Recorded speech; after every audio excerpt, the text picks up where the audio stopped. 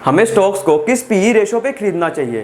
क्या 20 PE ratio वाला stock ज़्यादा सस्ता है या 30 पीई रेशो वाला स्टॉक ज़्यादा सस्ता है?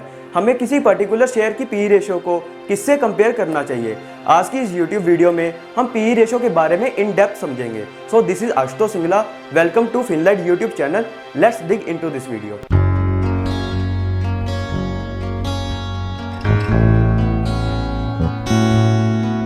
सबसे पहले हम पीई रेशो के बारे में जानते हैं।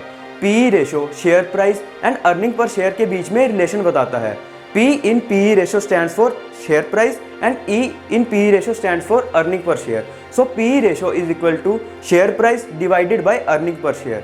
And earning per share को कैलकुलेट करने के लिए हम प्रॉफिट आफ्टर टैक्स को टोटल नंबर ऑफ शेयर से डिवाइड करते हैं। नाउ लेट्स अज्यूम किसी कंपनी ने 1000 rupees profit after tax generate किया है एंड उसके टोटल नंबर ऑफ शेयर्स 100 हैं, तो उसका EPS होगा ₹10 एंड मानिए उसका शेयर प्राइस मार्केट में 200 रुपीज चल रहा है, तो उसका पीई रेशो होगा 200 divided by 10 is equal to 20।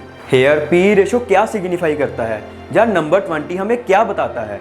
Hair 20 means कोई भी इन्वेस्टर मार्केट में इसकी अर्निंग्स का 20 टाइम्स देने को रेडी है। मीन्स अगर ये कंपनी 10 रुपये कमा रही है तो इसको मैं 200 रुपये देने को रेडी हूँ, या आप ये कह लीजिए कि मैं इसकी अर्निंग्स का 20 टाइम्स देने को रेडी। काफ़ी इन्वेस्टर्स इस रेशो को किसी कंपनी की वैल्यूएशन निकालने के लिए यूज़ करते हैं। इससे हम ये भी पता लगा सकते हैं कि किसी कंपनी का शेयर प्राइस ओवर प्राइस्ड है, फेयरली प्राइस्ड है या फिर अंडर प्राइस्ड है। सो हम ये कैसे पता लगाएंगे कि 10 पीई रेशो ज़्यादा है या कम या 20 पीई रेशो ज़्यादा है या कम? क्योंकि कुछ केसेस में 10 पीई रेशो भी बहुत ज़्यादा हो सकता है एंड 20 पीई रेशो भी बहुत कम हो सकता है। इसको फाइंड आउट करने के लिए हमें पीई रेशो को किसी से कंपेयर करना पड़ेगा। पहला तो ये कि हम किसी कंपनी की पीई रेशो को पूरी मार्केट की पीई रेशो से कंपेयर कर सकते हैं। दूसरा ये कि हम किसी कंपनी की पीई रेशो को उसी इंडस्ट्री की दूसरी कंपनी की पीई रेशो से कंपेयर कर सकते हैं। तीसरा ये कि हम किसी कंपनी की पीई रेशो को उसी की हिस्टोरिकल पीई रेशो से कंपेयर कर सकते हैं। सारे ही कंपैरिजंस अपने आप में यूजफुल हैं, बट तब तक यूजफुल हैं जब तक आपको इनकी लिमिटेशंस के बारे में भी पता है। एक कंपनी जिसकी पीई रेशो अपनी पीयर कंपनी से कम है वो एक अच्छा वैल्यू स्टॉक हो सकता है, बट हमेशा याद रखिए कि सेम इंडस्ट्री की कंपनीज में भी capital structure, risk level and growth rates different हो सकते हैं। It also make sense to pay a higher PE for the firm that is growing faster, has less debt and has low capital reinvestment needs. आप किसी stock की PE ratio को पूरी market की PE ratio से compare कर सकते हैं उसकी वैल्यूएशन का अंदाजा लगाने के लिए। अगेन सेम ही लिमिटेशन इस कंपैरिजन में है जो कि इंडस्ट्री कंपैरिजन में थी, क्योंकि किसी कंपनी की अर्निंग्स बहुत तेजी से ग्रो हो सकती है कंपैरेटिवली उसकी इंडस्ट्री की अर्निंग ग्रोथ से या पूरी मार्केट की अर्निंग ग्रोथ से। बट अगर हम किसी कंपनी की पीई रेशो को उसी की हिस्टोरिकल पीई रेशो से कंपेयर करें तो वो एक बहुत अच्छा कंपैरिजन होगा। ये मेथड किसी स्टेबल फर्म के लिए और भी ज़्यादा अच्छा है। अगर कोई कंपनी सेम रेट से ग्रो कर रही है जिस रेट से वो पास्ट में ग्रो कर रही थी, बट उसकी पीई रेशो अभी कम हो चुकी है, तो इससे ये पता लगता है कि वो कंपनी अंडर वैल्यूड हो चुकी है। एंड अगर आपको ये वीडियो अच्छी लग रही है तो आप इसको लाइक करने की देरी ना करें, क्योंकि आपका एक लाइक इस वीडियो की रीच बढ़ा सकता है एंड आगे जो मैं आपको इन्फॉर्मेशन देने वाला हूँ वो और भी ज़्यादा यूजफुल है।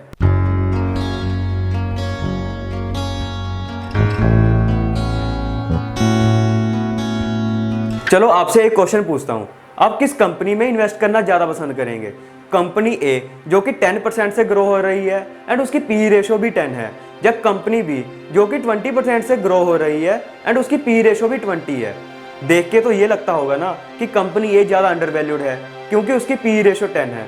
But now let's do some math. Company A को देखें जो 10% से ग्रो हो रही है, उसको अपना 10 पीई मेंटेन करने के लिए उसके शेयर प्राइस को भी 10% से ग्रो होना पड़ेगा। 10 साल बाद उसका शेयर प्राइस 2593 के आसपास होगा। कंपनी बी जिसका EPS 20% से ग्रो हो रहा है, उसको अपना 20 पीई मेंटेन करने के लिए उसके शेयर प्राइस को भी 20% से ग्रो होना पड़ेगा।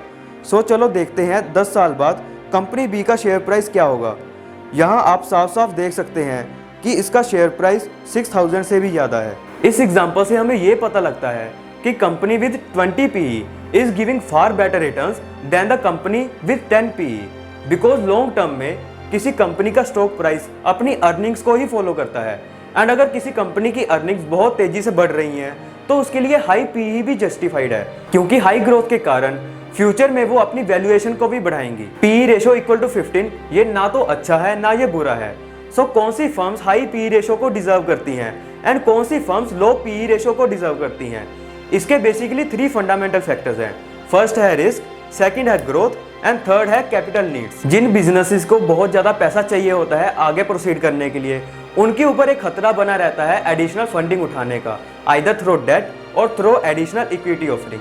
सो ये बात तो ऑब्वियस है, हमें ऐसी कंपनीज को कम पे करना चाहिए जिनको हर साल बहुत ज़्यादा पैसों की ज़रूरत है आगे री इन्वेस्टमेंट करने के लिए, एंड ऐसी कंपनीज को ज़्यादा पे करना चाहिए जिनको पैसों की बहुत कम ज़रूरत है आगे री इन्वेस्टमेंट करने के लिए। ऑल्सो जो कंपनीज अपनी अर्निंग्स को बहुत तेज़ी से बढ़ा रही हैं उनके फ्यूचर कैश फ्लोज भी बहुत तेज़ी से बढ़ेंगे।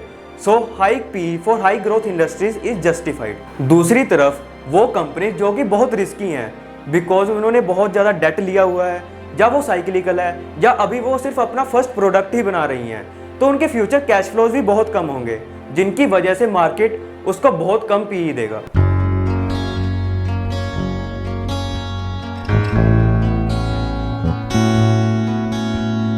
First, has the firm sold his asset recently.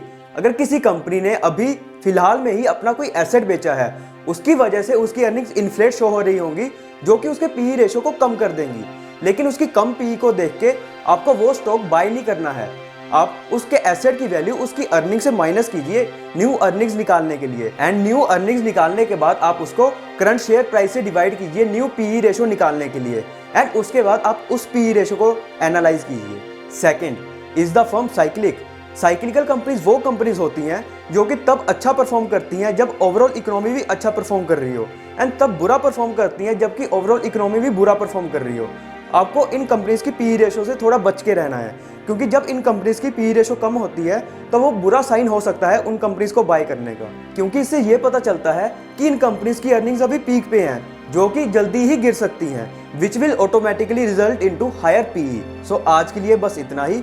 आपको ये वीडियो कैसी लगी नीचे कमेंट करके जरूर बताइए, क्योंकि आपका हर एक कमेंट हमारे लिए बहुत मैटर करता है। मैंने इस वीडियो में पी रेशो के बारे में बहुत अच्छे से बताया है एंड हर एक एस्पेक्ट को कवर करने की कोशिश की है। सो आप इस नॉलेज को और लोगों के साथ शेयर कीजिए ताकि वो अपने इन्वेस्टिंग डिसीजंस और अच्छे से ले सकें। This is Ashutosh Singla from Finlight. मिलते हैं नेक्स्ट वीडियो में, तब तक के लिए बाय बाय।